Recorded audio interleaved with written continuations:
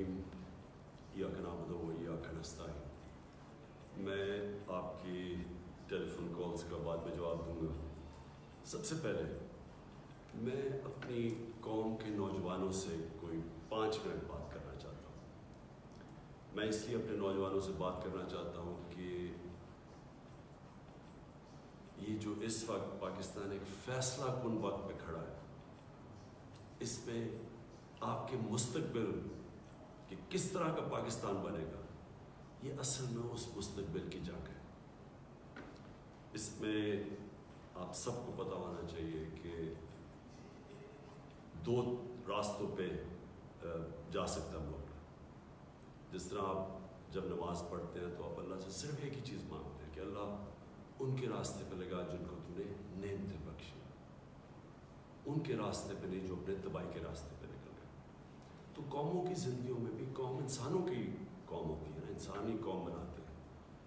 تو قوموں کی زندگیوں میں بھی یہ فیصلہ کرنا پڑتا ہے کہ ہم نے ایک تباہی کے راستے پہ جانا ہے یا اس راستے پہ جانا ہے جو مشکل بھی ہوگا، جس میں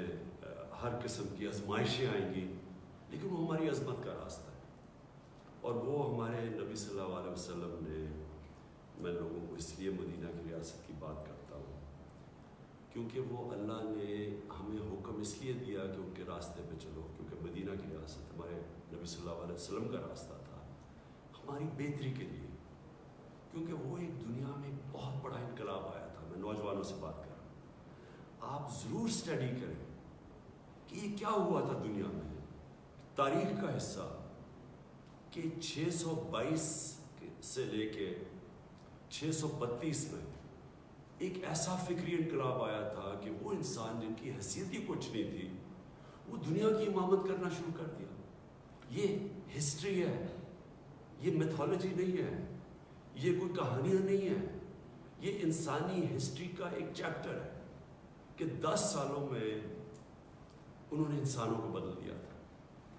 صرف کوئی 12 سے 1400 لوگ مرے تھے اس پیریڈ میں، 10 سالوں میں۔ جنگوں میں 12 سے 1400 لوگوں سے زیادہ نہیں مرے، لیکن وہ فکری انقلاب تھا، انسان چینج ہو گئے۔ اور وہ کیوں، کیسے چینج ہوئے، وہ اگر آپ نبی صلی اللہ علیہ وسلم کی زندگی پڑھ لیں، ان کی سیرت پڑھ لیں، تو آپ کو سمجھ آئے گی کہ وہ لوگ چینج کیسے ہوئے۔ آج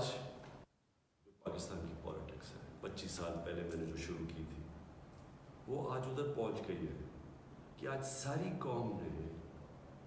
اس فیصلہ کرنا ہے کہ ہم نے کدھر لے کے جانا ہے اپنے ملک کو، کیونکہ آپ کے ہاتھ میں، اور نوجوانوں آپ کے ہاتھ میں ہے۔ کیونکہ آپ نے، اگر آپ رائے حق پہ کھڑے ہوں گے، جو اللہ کا حکم ہے، سیدھا راستہ رائے حق ہے۔ اگر آپ اچھائی کے ساتھ کھڑے ہوں گے، کیونکہ امر بالمعروف حکم ہے اللہ کا کہ اچھائی کے ساتھ کھڑے ہو، برائی کی خلاف کھڑے ہو، رائے حق پہ کھڑے ہو، جھوٹ کے خلاف کھڑے ہو، حکم ہے اللہ کا ہماری بہتری کے لیے۔ جب ایک معاشرہ یہ سچائی اور حق اور اچھائی کے ساتھ کھڑا ہوتا ہے تو وہ معاشرہ زندہ ہو جاتا ہے۔ جب وہ معاشرہ بیچ میں بیٹھ جاتا ہے کہ اچھا جی مجھے تو کچھ نہیں ہے، تو میری زندگی کو تو کوئی فرق نہیں پڑ رہا، تو جب انیکٹیو ہو جاتا ہے، جب وہ کچھ کرتا نہیں ہے، اصل میں وہ برائی کے ساتھ کھڑا ہو جاتا ہے۔ جب وہ نیوٹرل ہوتا ہے اچھائی اور برائی کے بیچ میں، وہ برائی کا ساتھ دینا شروع ہو جاتا ہے اور وہ معاشرے کی تباہی ہوتی ہے۔ جس طرح میں بار بار مولانا رومی کو کوٹ کرتا ہوں، جب انہوں نے کہا کہ ایک قوم تب تباہ ہوتی ہے جب اچھے اور برے کی تمیز ختم کر دیتی ہے۔ وہ ختم کب کرتی ہے؟ کہ جب وہ نیوٹرل ہو جاتی ہے، فیصلہ ہی نہیں کرتی، جب دیکھ رہی ہے کہ ایک طرف ملک کے اوپر کتنی بڑی سازش ہے، اور ثابت ہو گیا سازش کہ بکروں کی طرح نیلامی ہو رہی ہے سیاستدانوں کی جو ملک کی لیڈرشپ، اور ان کو خریدا جا رہا ہے ایک گورنمنٹ کو گرانے کے لیے۔ باہر کی سازش، باہر سے سازش شروع ہوئی، یہاں میر جعفر اور میر صادق بیٹھے ہوئے ہیں سودا کرنے کے لیے، اپنے ذاتی مفادات کے لیے، ان کے ساتھ مل کر گورنمنٹ گرائے۔ تو آپ ساری قوم کے پاس، نوجوانوں آپ کے لیے خاص طور پر، آپ کے پاس یہ نہیں کہ آپ چپ کر کے بیٹھے ہیں، آپ کو فیصلہ کرنا ہے جو بھی آپ سمجھتے ہیں اچھائی کدھر ہے برائی کدھر ہے آپ کو فیصلہ کرنا ہے، لیکن آپ چپ کر کے اگر بیٹھیں گے آپ برائی کا ساتھ دیں گے۔ میں یہ چاہتا ہوں کہ آپ سب احتجاج کریں، آپ سب اپنی آواز بلند کریں، یہ جو سازش ہو رہی ہے میرے لیے نہیں، اپنے مستقبل کے لیے۔ اگر یہ کامیاب ہو جاتے ہیں تو یہ کیا ہوگا؟ اس کا مطلب کہ کسی باہر کی قوت کو اگر ملک کی لیڈرشپ نہیں پسند، ملک کا پرائم منسٹر نہیں پسند، تو کیا وہ 15-20 ارب روپیہ خرچ کر کے گورنمنٹ کرا دے گا؟ ایک نیوکلیر آرم پاکستان کی لیڈرشپ چینج ہو سکتی ہے، باہر کی قوت تھوڑے پیسے دے، ان کو بکروں کی طرح خریدے ضمیر فروشوں کو، اور گورنمنٹ کرا دے۔ یہ تو آگے اس ملک کا تو کوئی مستقبل نہیں ہے، اور آپ کو میں نوجوانوں اس لیے کہہ رہا ہوں آپ کا کوئی مستقبل نہیں ہے، اس پاکستان میں تو کوئی مستقبل نہیں ہے آپ کا، اس لیے تو جو زیادہ پڑھ لکھ لیتا ہے وہ باہر چلا جاتا ہے، لیکن یہ آپ کا ملک ہے، اس کے لیے آپ کو لڑنا پڑے گا۔ اور جب میں کہتا ہوں احتجاج، یہ آپ کا حق ہے۔ میں ایک زندہ معاشرے کی بات کر رہا ہوں، برطانیہ زندہ معاشرہ، کیونکہ میں یونیورسٹی بھی وہاں گیا اور میں بڑے اچھی طرح اس معاشرے کو جانتا ہوں۔ جب انہوں نے ناجائز طریقے سے جھوٹ بول کے ویپنز آف میس ڈسٹرکشن کا نام لے کے عراق کے اوپر حملہ کیا تو 20 لاکھ لوگ نکلے احتجاج کرنے کے لیے، پرامن احتجاج، کوئی گملہ نہیں ٹوٹا، کوئی توڑ پھوڑ نہیں، پرامن احتجاج، کیونکہ انہوں نے کہا یہ آپ غلط کر رہے ہیں، یہ برائی ہے کہ جھوٹ بول کے کسی قوم کے اوپر حملہ کرنا۔ 20 لاکھ لوگ نکلے اور میں ان کے ساتھ پہنچا، اور کسی پارٹی نے نہیں ان کو نکالا، وہ خود نکلتے تھے، گاڑی سے نکلتے تھے، بس سے نکلتے تھے، اپنا انہوں نے ایک پلیک کارڈ اٹھایا ہوا تھا، اس پہ کہا کہ میں جنگ کے خلاف، اور وہ چلنا شروع کر دیتے تھے۔ زندہ قوم، یہ اللہ کا حکم ہے آپ کو، امر بالمعروف، کہ آپ اچھائی کے ساتھ کھڑے ہوں گے اور آپ اپنے مستقبل کو بچانے کے لیے کھڑے ہوں گے۔ اور پھر میں آپ کو ریپیٹ کر دوں کہ جو آپ کا احتجاج ہوگا وہ پرامن ہو، کسی قسم کا اپنے ملک کو نقصان نہ پہنچائے، یہ ہمارا ملک ہے۔ ہم جب توڑ پھوڑ کرتے ہیں ہم اپنے لوگوں کا، اپنے ملک کا نقصان پہنچاتے ہیں، لیکن پرامن احتجاج،